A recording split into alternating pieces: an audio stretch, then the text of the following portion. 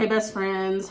So a lot of you guys have reached out to me asking about my experience and why I quit teaching on Tuesday. And I just wanted to, I know I did a TikTok live last night, but I wanted to make a video for YouTube, just like documenting my experience and talking about, what happened.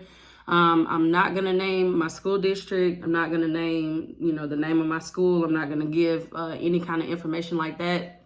I'm just literally going to tell, my experience and, what happened the other day and, why I ended up putting my keys on my desk and walking out.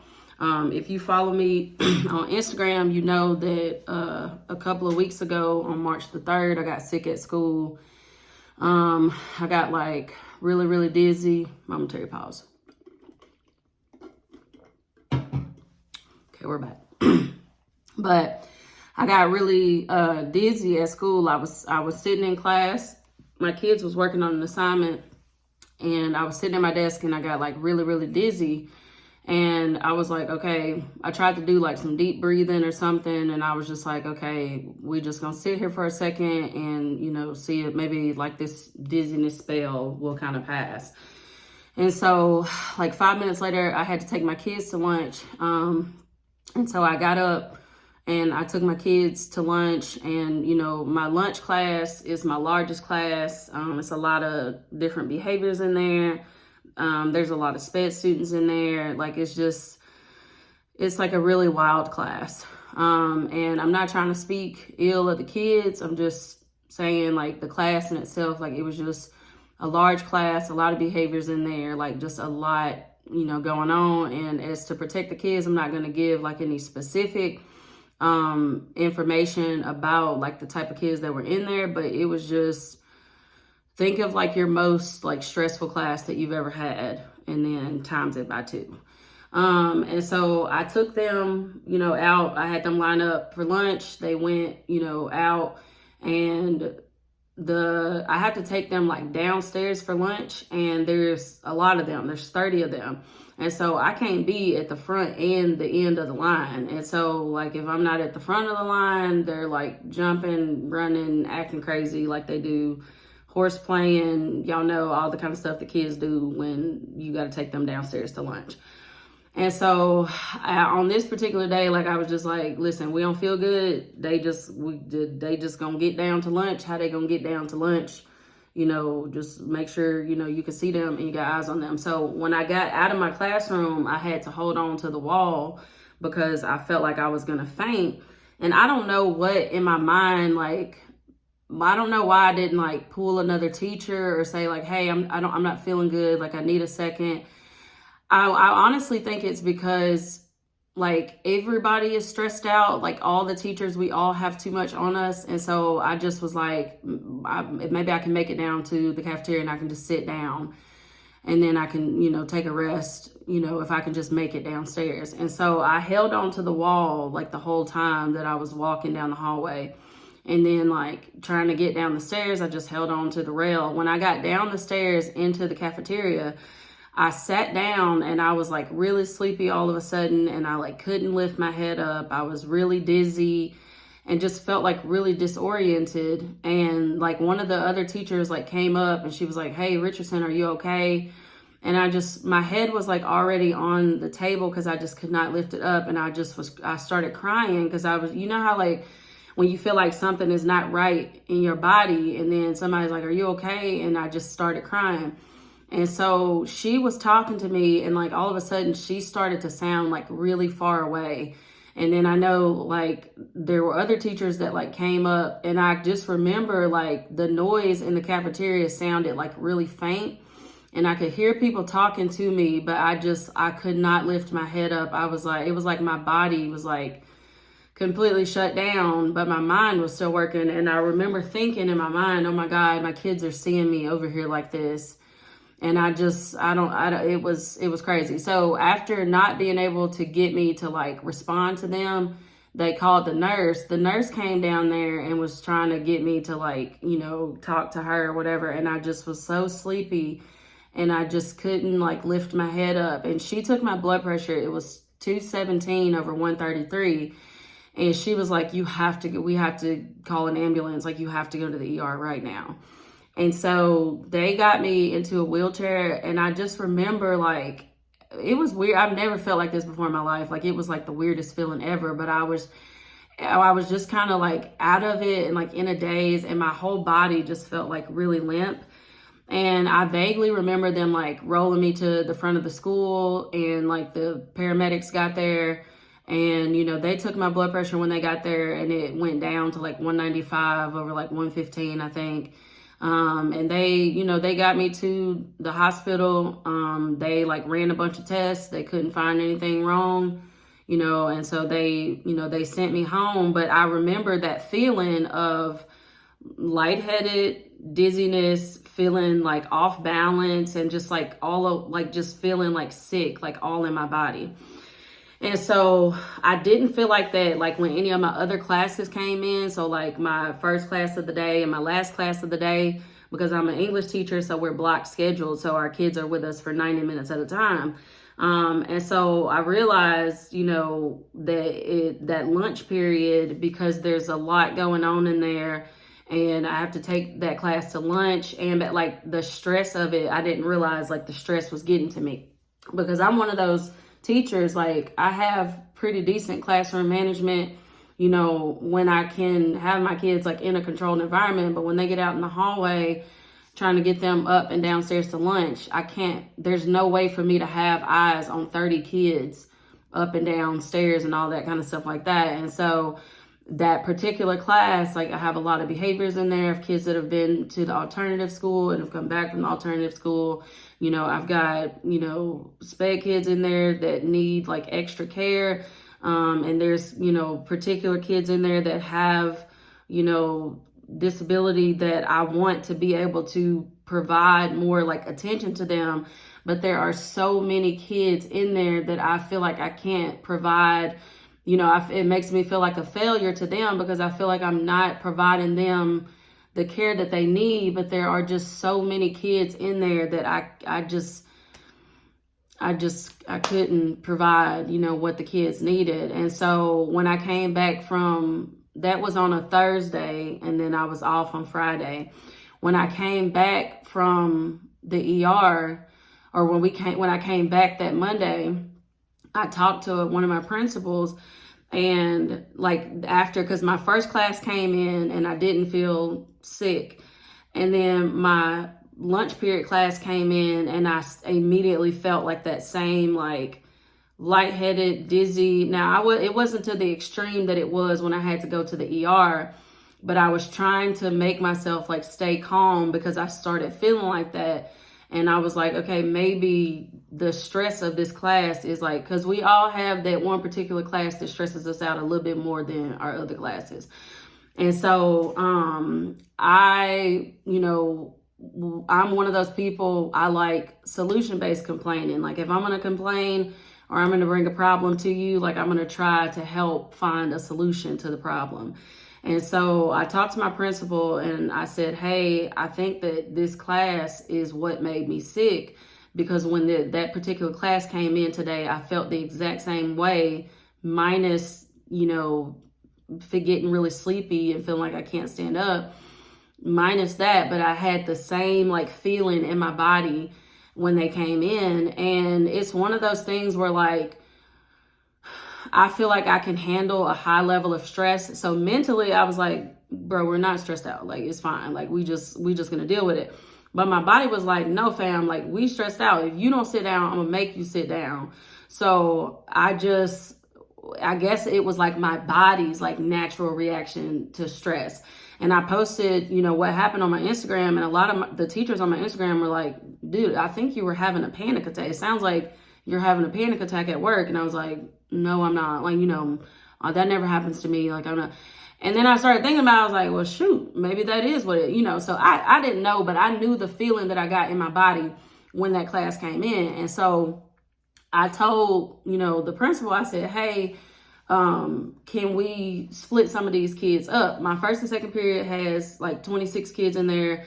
My last class of the day has like 23 kids in there, but that last class of the day, a lot of them are absent. So sometimes it's only like 17, 18 kids in that last class of the day. So I'm like, it's not that I need y'all to take these kids and give them to other teachers. I just need y'all to take some of these kids, even if it's only 2 or 3.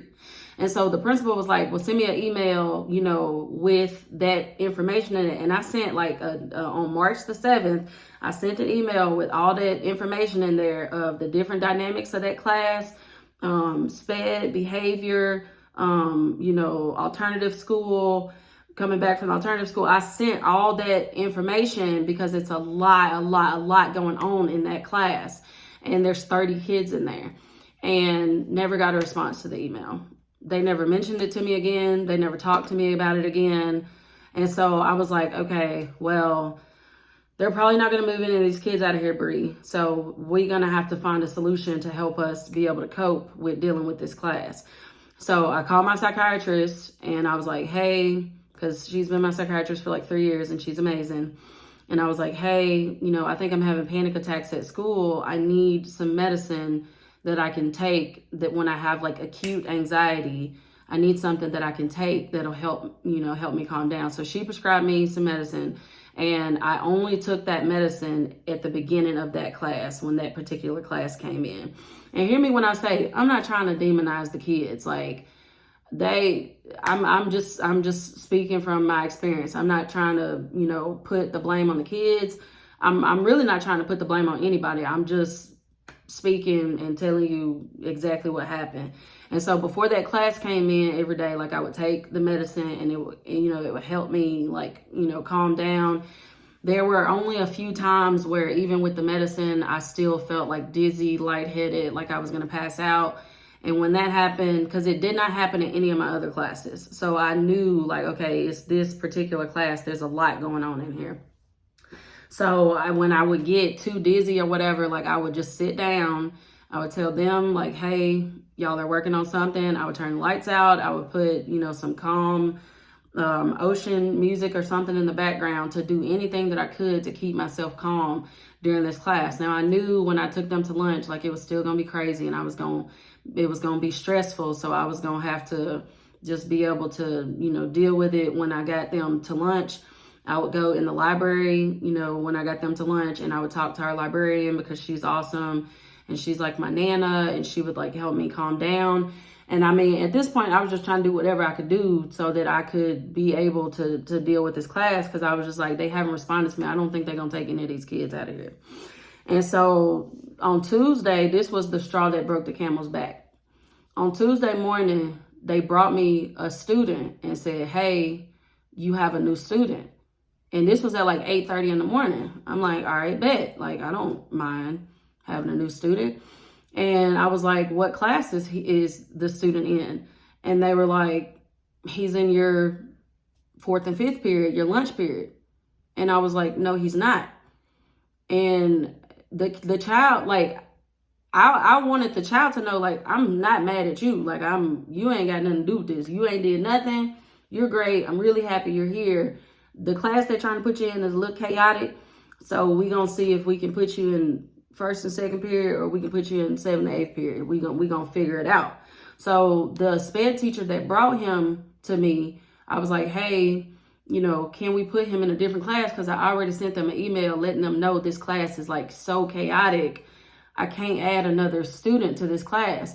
And the student that they tried to add had just came back from the alternative school, and he was SPED. And I'm like, when they come back from the alternative school, they have to be reacclimated to a class environment. My thing was, why would I sent y'all an email letting y'all know this class is too stressful for me.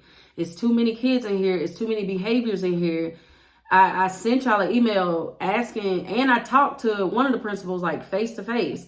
I sent y'all an email letting y'all know the different behaviors and the different dynamics of kids in this class. And not only did y'all ignore my email, but then y'all added another kid with similar behaviors and SPED to this class. And so that made it 31 kids in there. And so I like immediately was like stressed out.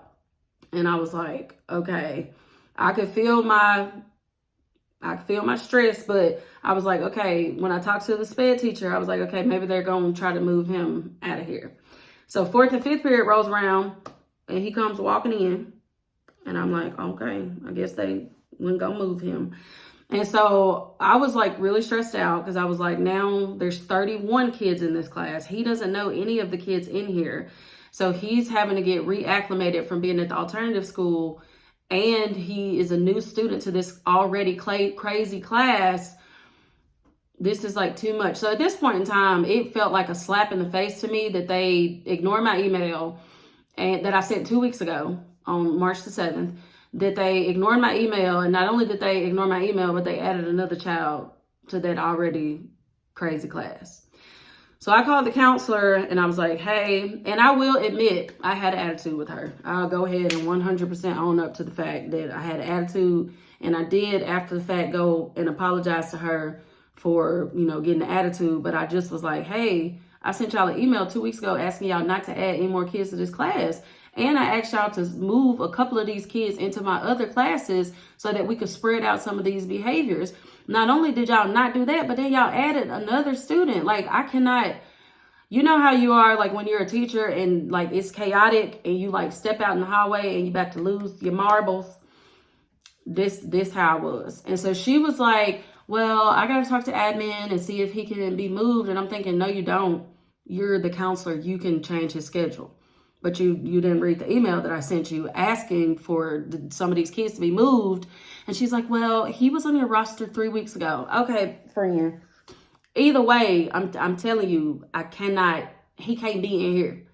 And so she's like, well, I'm going to see what I can do. I was like, okay, bye. So I hung up talking to her and I called the principal and I was like, hey, y'all just added another kid to this 4th and 5th period class, the one that I passed out at and had to go to the freaking ER. I asked y'all to move some of these kids out of here, and I asked y'all not to add any more kids to this class. And not only did y'all not move any of these kids, but y'all added a 31st kid.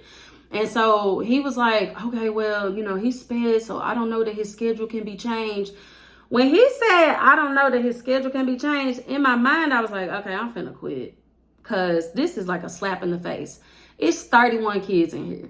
So I just was like, okay, well, if his schedule can't be changed, can we move some of these kids? Like, what can we do? Because I cannot deal with this. Like, and it was hard for me to say, it's hard for you as a teacher to say you can't deal with something because people make you feel like you just can't handle the stress. And I'm like, bruh, I'm a good teacher. I know I'm a good teacher and I got good classroom management. Even I couldn't deal with the amount of behaviors that was in there. Like, so he said, well, let me see what I can do. Y'all know when they say, let me see what I can do, they ain't finna do nothing. So I was just really stressed out. I started to feel sick again, like I did. And I was like, Bree, you're going to have to get somewhere and you're going to have to sit down because we're not finna have a stroke in here for nobody. Now, in their defense, no, it ain't even in their defense. I take that back. They did end up moving the kid out of there. He was in there for the whole class period though. So if 31 kids in there, he was in there for the whole class period. Now, when I looked at my schedule later on, when my 7th and 8th period got in there, they did end up moving the kid out of there. My principal came and talked to me and was like, hey, you was a little rude to the counselor. I need you to apologize. I'm like, I ain't got no problem with apologizing. This situation was really stressful. I said, I don't mind admitting when I'm wrong. I'll go apologize. So I went to her and I apologized. My thing is, y'all wasn't gonna move that child out of there had I not said nothing. Y'all was gonna let it be 31 kids in there with a lot of already crazy things contributing to how that class was. And y'all know this is the class that I got sick in, and I sent y'all an email. It was just the principle of the matter. It was like a slap in the face. I call you and the counselor, and y'all's demeanor and tone of voice is like I'm bothering y'all by asking y'all to move this child out of here. It's too many freaking kids in here. And so y'all know how school is. It's already a high stress environment. And I was already like to the point where I was like really stressed out. And when you feel, as a teacher, when you feel like pushed aside, like people are not listening to you and they're not listening to what you are saying are your needs. I was not asking y'all move all these kids, because another teacher made a comment to me, well, I've got him in my class too. It's not a matter of having that particular child in my class. I was not trying to get that particular child moved out of my class. I was trying to get him moved to one of my classes that had less kids, because 31 is too many. 30 was already too many, but 31 with all the behaviors and all the supports and things that the kids needed in that class, I was spread too thin. And I'm like, adding another child was just like a slap in the face. It almost felt like they spit in my face. And so, you know, a lot of times, like, I really didn't want to say nothing, because, you know, you don't want people treat you like you're being dramatic or whatever. Like, I'm like, y'all not finna gaslight me. There's too many kids in this class. And why are teachers who can deal with behaviors and who can deal with a lot of stuff, it's like if you're good at your job, you almost get punished for being good at your job? No.